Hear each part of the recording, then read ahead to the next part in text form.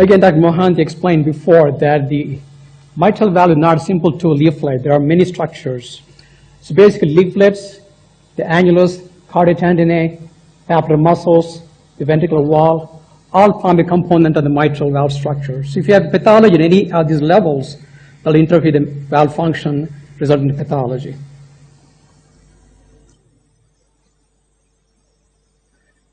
Mitral valve is not a round structure. It's more like an elliptical or ovoid structure. It is thinnest in the posterior leaflet part, especially at the insertion site. The enlargement of mitral annulus occurs at the posterior leaflet part of the annulus. The mitral annulus is closely related to many important structures. I want to show that there are three components in the anterior leaflet. It's A1, A2, A3. The mirror image is again P1, P2, P3. Then you have anteroseptal commissural leaflet, posteromedial commissural leaflet. And you have left coronary sinus, non-coronary sinus in relation to the A1, A2, and the bundle of his in relation to the A3 and the P3. Then your circumflex artery is basically P1 and P2, your coronary sinus, and the P2 and the P3. They're important landmarks because they'll have an impact if you have a improperly implanted valve. Just to briefly indicate mitral valve replacement, mechanical valve could be mitral valve stenosis, rheumatic, lupus, calcific, congenital mitral stenosis, mitral valve insufficiency, failed prior mitral valve repairs, endocarditis, failed prosthetic valves, traumatic ruptures, the papillary muscle rupture from a myocardial infarction. Just one word I want to say about the lupus and renal dialysis patients. I've actually explanted 2 valves 3 months post-implant, tissue valves, in young people who have lupus. Similarly, it happens in real patients too. So I just had like 31-year-old woman. She's just got married, we put a tissue valve on her. 3 months she came back completely thrombosed, degenerated valves. So in my own mind, I don't know what valve is best with a lupus patient. That's why I put that the lupus especially as one of the categories of concern. The perioperative management, appropriate monitoring lines, typical for any cardiac surgery patient. Pulmonary artery catheter, when appropriate, when I meant when you have low cardiac output, pulmonary hypertension, when you have multi-valve surgery, I always put a pulmonary artery catheter.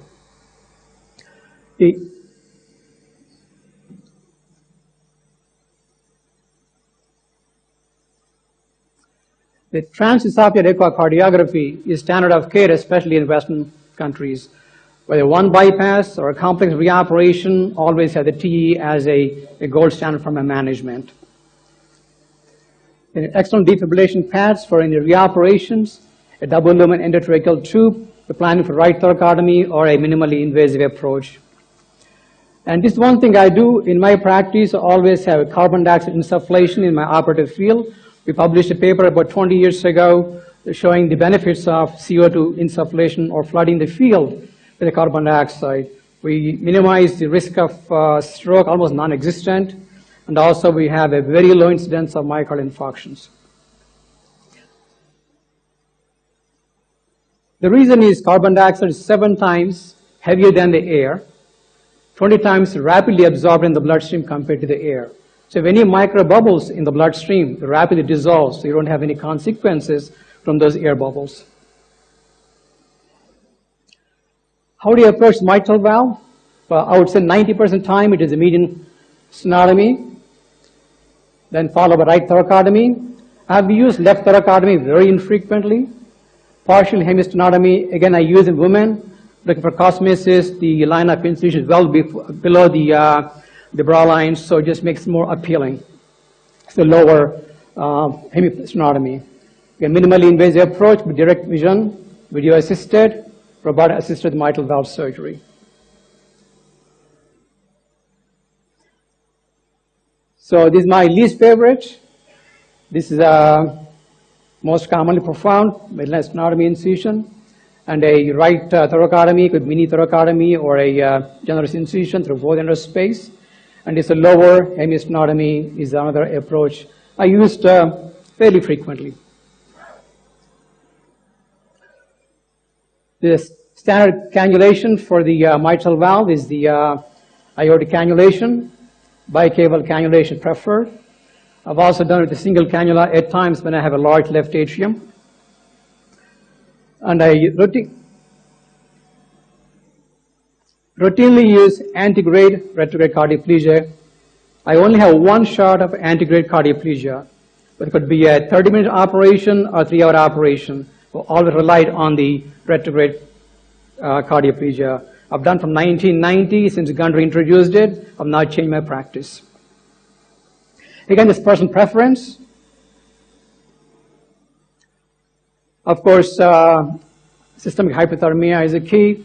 Again, there are variations. Some people prefer to stay more than 30. Some people go to 28, 30. That's my preference. Aortic cross-clamping with initial antegrade followed by retrograde cardioplegia, 15, 20 minutes. And local topical hypothermia with the ice. Again, I use very sparingly. What are the alternate techniques? One is a right mini thoracotomy. I use this especially for women, young people, and also redos. My preferred approach. In this, we basically utilize a femoral vessel cannulation. There could be Selding the technique or the open technique. Conventional aortic cross-clamping can be done. What I do, basically a small separate incision, second interspace in the anterior axillary line, and then pass the cross-clamp. And I would say 90% of the time I can cross-clamp the aorta directly with this approach. We also have utilized the endo-aortic balloon occlusion. Sometimes the re-op is very hard to get a cross-clamp across those, then have a beating heart or fibrillating heart. You need to be able to utilize any of these approaches because you may have something in your mind you want to go to one approach. The anatomy is not feasible, not conducive. You have to change your approach. That's why I'm emphasizing all these approaches, just to get an idea that there are alternative approaches available in your arena. So it's a conventional right thoracotomy, then followed by the femoral cannulation. Again, for cannulation purposes, I'll go tomorrow into this re-op and everything else, but I prefer to use left femoral, even the depict here. The reason most people have the cardiac catheterization scar tissue in the right femoral, so I prefer to go on the left side.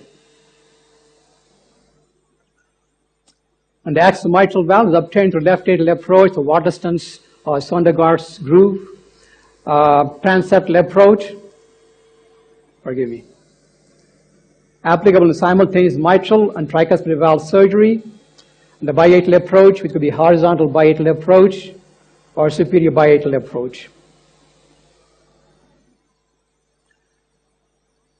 Most of you are familiar with this one, that is through the Waterston's groove. It's the intra-atrial groove.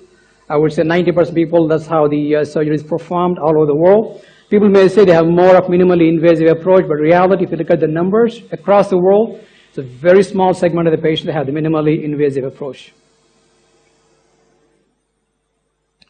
The other approaches are, this is a, they use Montefiore in New York City, which is a left atrial dome approach, superior approach, and I've used this biatrial septal transverse incision, and also a vertical transseptal incision.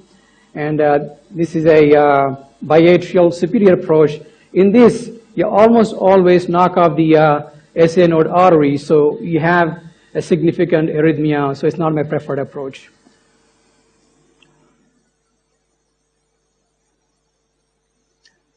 So what are the techniques for optimum exposure mitral valve? The bicaval cannulation, I think, offers the best unobstructed view. Pass tapes around the vena cava and pull the cava to the left side. Mobilize the cava. I do not always do it. The reason is, my suggestion is, have the tapes around the cava, expose the valve. With difficulty, then you dissect the cava. The reason is, you do an operation, that's not the first operation, that's not the last operation. They're going to come back for second or third operation. So if you make any incision in the body structure, it's going to leave scar tissue. So if you can leave an anatomy which is much more conducive for second operation, third operation, I like to do that. And that's why it's not carte blanche. Every patient gets the tapes around. Every patient gets dissection of the vena cava. I do not do that. Cannot dissect in the intra-atrial groove to the left side as far as the fossa valley. This I always do it. Sometimes I get right atrium. It's not a problem. You close small rent in the atrial septum. You can always circumvent the problem. I like to incise the pericardium to the right of the midline. That offers a better exposure by rotating the heart into the left chest. Again, dissect the adhesion on the left side of the heart for reoperation when it is safe. It has been always practiced, preached, that always dissect the left side of the heart. I do not do that. Because if you have mammary artery, the worst thing is you traumatize the mammary artery in the process of dissecting the adhesions, you're worse off. And I've seen people got into LVs, RVs with this process. That's why I always recommend, if you have good exposure, do not do anything more than what's necessary.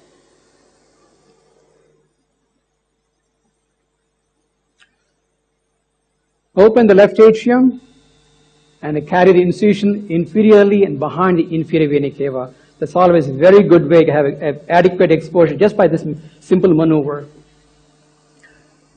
Other thing is place the retractors. Spend some time to obtain maximum optimum exposure and study the anatomy.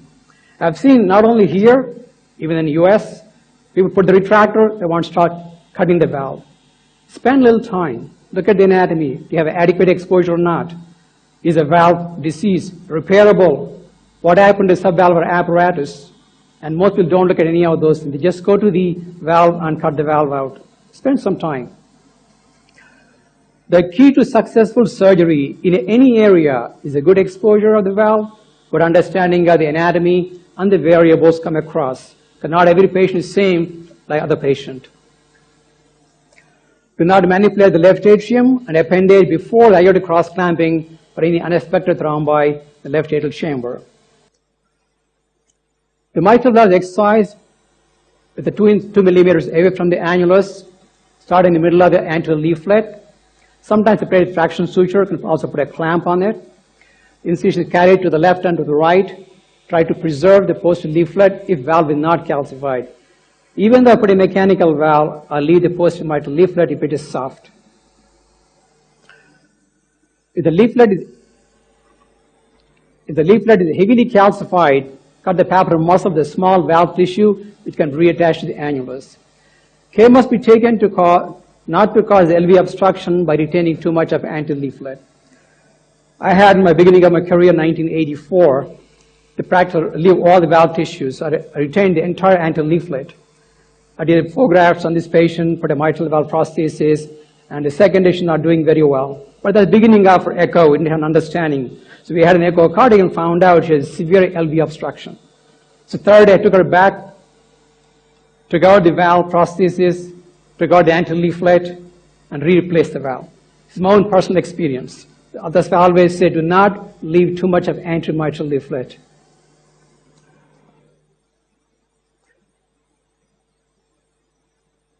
They also, if they retain excessive tissue, that can hinder the proper valve function of mechanical valves. Avoid excessive traction on the valve or the papillary muscle while extending the tissue to prevent any annular avulsion or tear of the left ventricular wall. The segments of A1 and A3 with the respective subvalvular apparatus, retain them, reattach to the respective commissures. So this way, you have basically entire anterior leaflet is free. You have only supported at the commissure levels. That basically opening the whole LV outflow without any hindrance.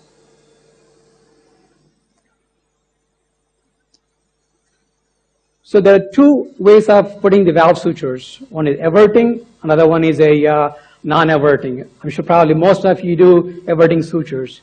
When I say everting, basically the pledges are on the left atrial side.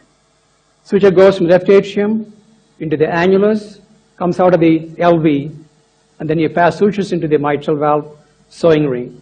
So you're basically everting the annulus.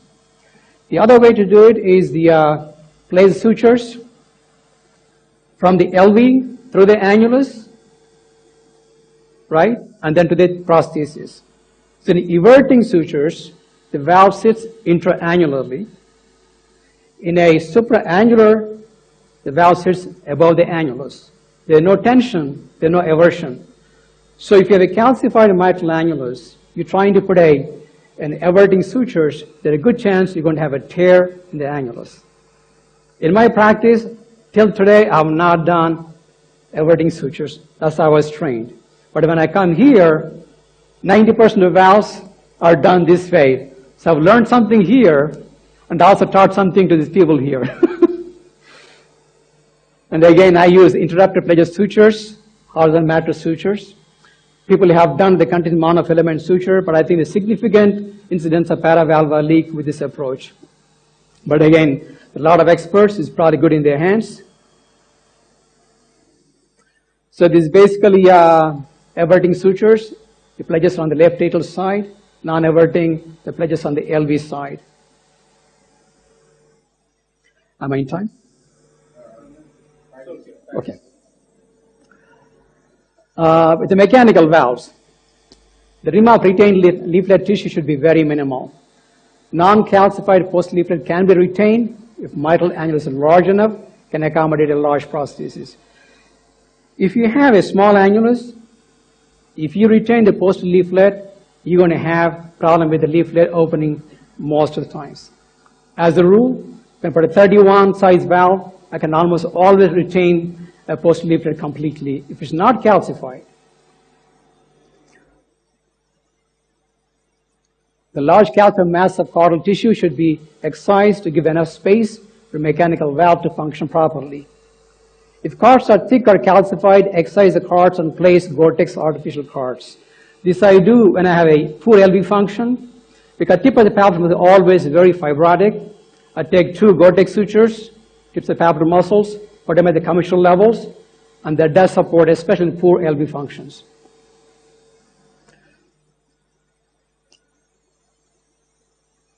Again, non-eversion or supraannular placement of valve when you have a calcified posterior annulus. Again, place the sutures in the prosthesis at the intended position or orientation. It's a very simple concept. You put the sutures in the annulus and you put randomly into the prosthesis sewing ring.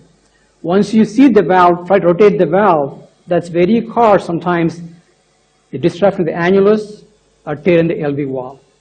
Especially for youngsters, I think it's probably a good thing to, where you put the sutures, put the valve where you want to locate it.